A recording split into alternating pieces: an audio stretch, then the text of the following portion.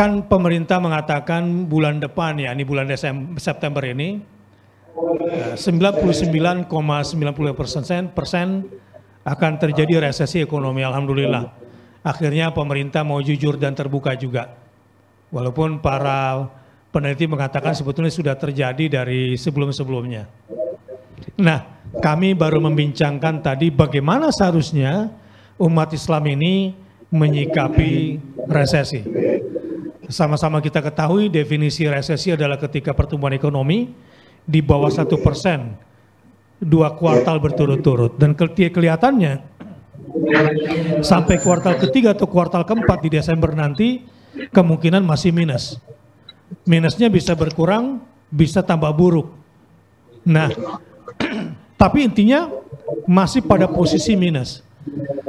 Nah, dalam kondisi seperti ini, alhamdulillah Masjid Jogokarian sudah melakukan sebuah praktek ekonomi masjid yang bermanfaat buat masyarakat. Kira-kira begitu. Nah, mungkin ya, ini bisa menjadi solusi konkret, gampang, kelihatan buat masyarakat saat ini. Kira-kira begitu, Ustaz Jazir. Kira-kira baik. Apa yang bisa dibagi buat kita, buat umat? Ya, baik. Yang pertama kami menyikapi ini kembali kepada petunjuk Allah di dalam surat Al-Baqarah 155. Walanabluwanakum bisyai'in minal khauf wal ju' wan naqsim minal amwali wal anfusi was samarat wa basyiris sabirin. Alladzina idza asabathum musibah qalu inna lillahi wa inna ilaihi raji'un ulaika alaihim shalawatun mir rabbihim wa rahmah wa ulaika humul muhtadun. Jadi diawali dari musibah pandemi yang mendatangkan al-khauf, rasa khawatir, rasa takut ke seluruh masyarakat. Kalau rasa takut al-khauf ini tidak terangkat, maka ujian itu akan meningkat menjadi al-ju', kekurangan pangan. Itu bisa meningkat lagi ke wa naqsim minal amwal, kekurangan harta, artinya bangkrutnya dunia usaha. Ya, wal anfus, kemudian kematian yang terakhir wasamarat, kalau di dalam tafsir Kementerian Agama itu ditafsirkan sebagai kekurangan pengharapan, orang pada putus harapan. Ini sebetulnya fenomena seperti ini sudah pernah terjadi di Indonesia tahun 1964 pada waktu itu ketika Soekarno tahun 1963 pidato di Majelis Umum PBB membela Tiongkok sampai keluar dari PBB, kemudian membuat poros Jakarta Peking, ya. Kalau sekarang poros Jakarta Beijing ya, kalau zaman 64 itu poros Jakarta Peking. Jadi mengkhianati sila pertama ketuhanan yang Maha Esa yang menolak ateisme tapi justru menangkul komunis, membangun Nasakon, ya waktu itu. Kemudian Allah mendatangkan musibah pada waktu itu sebagai ujian berupa penyakit malaria. Sehingga dulu rumah-rumah itu di kampung-kampung itu setiap disemprot pakai DDT, karena kematian di kampung Jogokarian waktu itu hampir tiap hari ada. Ya, kalau corona itu alhamdulillah malah belum ada yang kena. Iya, ya. Alhamdulillah. Ya. Kalau malaria kena. Kemudian orang kalau mau tidur harus pasang kelambu, kalau sekarang harus cuci tangan, pakai masker. Kalau dulu sama, pakai kelambu, menyulut obat nyamuk, ya. Kalau sekarang disemprot disinfektan, kalau dulu disemprot DDT. Nah, ternyata karena orang tidak segera kembali ke jalan Allah, timbul krisis pangan, tidak ada beras, sangat terbatas. Sehingga waktu itu orang makan tidak bisa makan nasi, makan bulgur, makan katul, bahkan di daerah Gunung Kidul itu sampai orang makan bonggol pisang, batang pisang itu sebagai pengganti nasi karena tidak ada makanan. Krisis pangan yang sangat parah. Kemudian merebak penyakit tidak hanya malaria, kemudian beri-beri dan hongorudim, ya busung lapar di mana-mana. Kemudian berujung apa yang disebut dengan krisis politik 1965 dengan pemberontakan G30 SPKI. Dan kemudian pada waktu itu kebetulan Gunung Merapi di Jawa itu meletus. Ternyata meletusnya Gunung Merapi itu abunya bisa mengusir nyamuk malaria sehingga menjauh, jadi malaria tidak lagi jadi pandemi, ya mulai aman. Waktu itu juga masyarakat dilanda skubis, penyakit koreng seluruh badan. Habis meletus Merapi itu banjir lahar dingin, orang pada mandi di Sungai Code yang mengandung belerang itu sembuh. Setelah meletus Merapi itu terjadi pergantian rejim. Tahun 67 rejim Orde Lama tumbang, Orde Baru muncul, Pak Harto diangkat sebagai pejabat presiden. Nah, nampaknya kok seperti itu pola sejarahnya akan terulang. Jadi sekarang dimulai dari pandemi, terus mulai krisis ekonomi, krisis pangan. Kalau dulu usaha-usaha seperti batik, tenun itu bangkrut, itu kawasan Jogokarian, Prawiro Taman, Pekalongan ya, Solo itu usaha-usaha bangkrut, batik itu bangkrut. Sehingga mereka kemudian berganti hotel. Nah, sekarang hotel yang bangkrut ya karena sepi semuanya. Ya, nah ya, itu terulang. Nah, berulang ini ya? Merapi konon. Nah, mungkin Merapi juga sekarang ada tanda-tanda akan ada erupsi. Ya, juga Sinabung sudah erupsi lagi. Ini tandanya kurang satu, terangkatnya musibah itu pergantian rejim, ya. Kalau polanya terulang seperti 67. Kalau nggak ngambil pelajaran dari sejarah, ya, itu pola sejarahnya begitu. Ini saya tidak bicara politik, saya bicara sejarah faktual yang terjadi. Dan pada saat itu karena masjid belum berfungsi untuk memberikan ketahanan ekonomi dan pangan bagi jamaahnya, maka tahun 66 sampai 67 itu yang terjadi pemurtatan terbesar dalam sejarah Indonesia, yaitu orang-orang miskin termasuk di kampung saya pada pindah Katolik, Kristen karena disantuni dikasih beras pada saat tidak punya beras ya. Dikasih bulgur waktu itu bukan beras, bulgur aja. Mau pindah agama. Nah, maka pengalaman itu yang kita lakukan, maka Jogokarian melihat ada pandemi ini, kita sudah melakukan upaya untuk ketahanan pangan bagi masyarakat. Ya, yang pertama kita melakukan penambahan frekuensi bantuan kepada orang yang terdampak pandemi secara ekonomi. Kalau biasanya kita membagi bantuan paket sembako hanya 480 KK.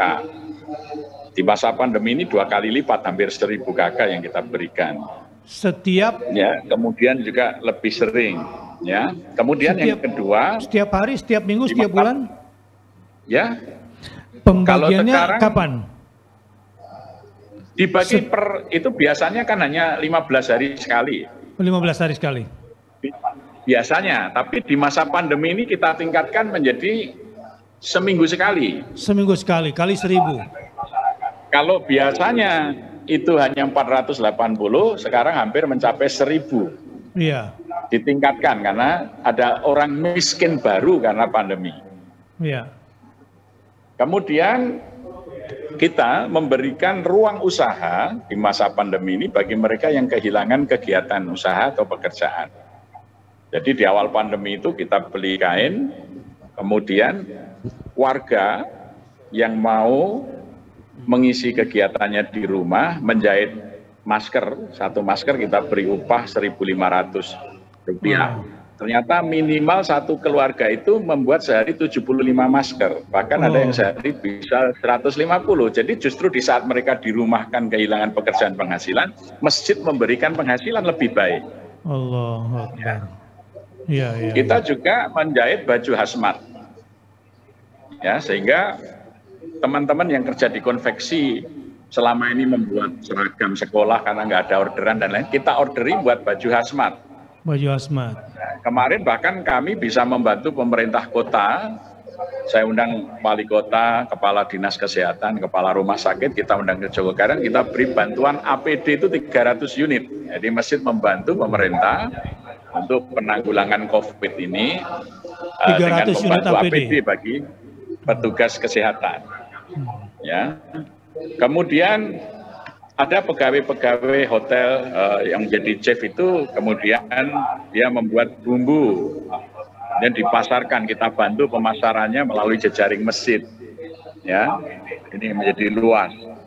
Kemudian juga ada pengusaha batik yang datang ke masjid, itu dia dengan gemetar cerita di kantor masjid itu, Pak Ustadz gimana ini mau lebaran, sebulan lagi biasanya kita lembur, ini karyawan malah kemungkinan akan kita rumahkan, karyawan saya itu ratusan, tapi bagaimana ini baju batik ini nggak akan bisa terjual. Saya bilang coba masuk masjid, nanti ke kantor lagi ke sini, kantor masjid maksud saya. Begitu masuk saya tanya, bagaimana? Sepertinya biasa saja. Loh, tidak ada yang luar biasa. Tadi kan karpet semuanya digulung. Ya, karena karpet Masjid Jogokarian digulung, kemudian kita semprot dengan disinfektan 5 kali sehari, setiap 30 menit sebelum sholat. Maka orang yang datang ke masjid kan sekarang membawa sajadah sendiri. Ya. Artinya apa? Kebutuhan sajadah itu sangat tinggi. Kalau kita pakai sajadah buatan Timur Tengah, Turki, tebel, berat bawahnya dan agak susah untuk sering dicuci, batik itu saja dibuat sajadah batik. Masya Allah. Alhamdulillah sebelum lebaran datang ke tempat saya cerita, Pak Ustadz alhamdulillah tidak hanya saya jadi merumahkan, malah lembur, sekarang ordernya ribuan sajadah batik itu. Alhamdulillah. Ya. Jadi peluang itu banyak. Jadi sekarang industri-industri besar tiarap. Para konglomerat yang hidup dari fasilitas-fasilitas negara, ya itu sekarang tiarap. Jadi sebetulnya ekonomi rakyat yang berbasis masjid itu saatnya untuk bangkit. Ini sebetulnya Allah sedang memberi ruang, ya. Memberi ruang besar ya. Maka ketika wali kota, wakil wali kota dari Polres, Kejaksaan, Dem-Covid datang ke masjid bertanya, Pak Ustadz kenapa ini nggak ditutup? Yang lain kan masjid disuruh tutup. Saya bilang, saya jadi ketua masjid ini mandatnya memakmurkan, bukan menutup masjid. Jadi masjid ini tidak akan saya tutup. Itu yang pertama. Yang kedua, kewajiban kami melindungi jamaah, maka kita melakukan protokoler sesuai dengan protokol COVID-19. Iya. Dan kalau masjid kita tutup, masjid ini aktif bisa lebih kurang melibatkan 300 orang untuk bekerja secara langsung dan tidak langsung. Bahkan kami membuat sanitizer sendiri gratis, kita olah sendiri dari singkong kita buat etanol kita suling menjadi alkohol kita buat sanitizer. Jadi kita justru di masa COVID ini malah masjid bisa membuat alkohol, membuat sanitizer ya, dari singkong, memperkerjakan ibu-ibu mengupas. Artinya ini menjadi satu ruang kebangkitan, kesadaran untuk menjadi produsen, tidak menjadi konsumen. Jadi ini tinggal gagasan dikembangkan. Nah, terakhir sekarang ini untuk menginspirasi ketahanan pangan, kalau nanti sekali lagi walanabluwanakum bisyai'in minal khauf wal ju', lapar gitu, maka lantai 3 masjid, di atap lantai 3 masjid itu sekitar Kubah dengan teknik aquaponik, kita nanam padi sekarang dan memelihara ikan, nanam sayuran, nanam kangkung, padi, melihara ikan, nanam stroberi, ya. Dan itu nanti akan kita kembangkan ke gang-gang, ke lorong-lorong sampai ke rumah warga, sehingga kalau nanti terjadi krisis pangan, kita ini sudah antisipasi. Ya. Nah, karena tadi rumusnya itu al-khauf, al-ju', wa naqsi minal amwal wal anfus gitu. Jadi kita harus antisipasi, maka kami dorong jaringan masjid-masjid kami yang ada di desa, tanamkan, manfaatkan lahan yang ada untuk nanam bahan pangan dari Garut, singkong, ubi, apa saja tanam. Barangkali ada krisis pangan, masjid ini sudah menjadi gudang pangan gitu. Jadi jangan sampai terjadi seperti tahun 66 itu akhirnya misionaris yang masuk memberi bantuan makan kepada orang muslim dan berpindah agama. Jadi masjid itu harus menjadi kartu penyelamat bangsa ke depan ini. Ya, karena kalau lihat polanya 64-67 itu wabah penyakit, kelaparan, usaha bangkrut, krisis politik, ya, bencana alam, letusan Merapi, kemudian pergantian rezim, baru terangkat wabah. Jadi ini akan terulang atau tidak? Sepertinya kok begitu kalau dilihat ini sudah COVID, kemudian lihat alurnya sekarang ya. sudah alurnya hampir kemudian sama. sudah mulai ada resesi. Ya, mungkin sebentar lagi akan terasa kekurangan, kesulitan pangan. Nah, ujungnya nanti sebelum terangkatnya COVID itu pergantian kekuasaan. Ini peristiwa yang pernah terjadi 64 sampai 67 ya. Ya, saya nggak tahu apa pola ini akan terulang.